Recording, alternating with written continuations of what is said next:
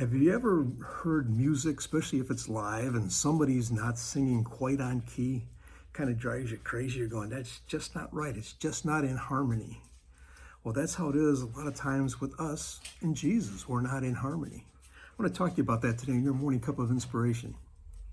Years ago, I was a session singer and singing and doing musical recordings. And while we were rehearsing the song, especially if it was a unison part, we'd all be standing around one mic and we'd be singing the song and go to this unison part where everybody's singing the same note. Well, I would take the note and just bend it a little bit flat or just go a little sharp just above it, just enough to hear it flutter. The note's fluttering. It's like the airwaves are fluttering because it's not right and it's disruptive. It's not right. Of course, the engineer's going crazy trying to figure out where is this and who's doing it, especially since we were around one mic. We weren't on separate mics.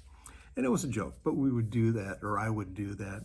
And it just shows you that when you're not in harmony, not in sync, how disruptive it is. In Amos 3:3, the Bible tells us that can two walk together? This is what the Lord was saying to Prophet Amos. Can two walk together unless they are agreed? That's the same as that fluttering note, isn't it? We have to be in agreement.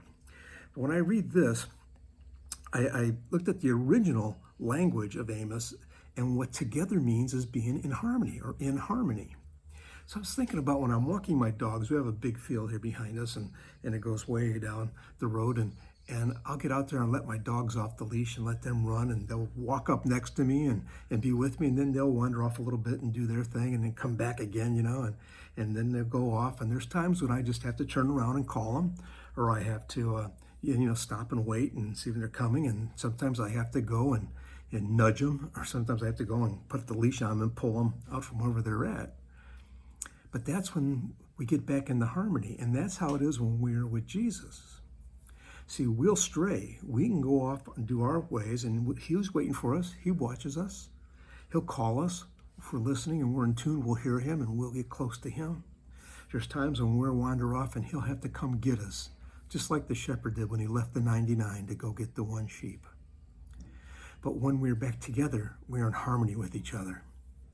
Or in 1 John 2:6, the Bible tells us, he who says he abides in Him ought himself also to walk just as He walked.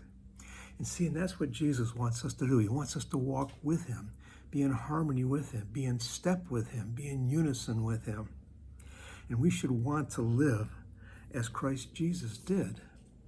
We should want to walk as close as we can to Him and be by His side and just hang on to Him. Because He's there for us. He's there to lead us.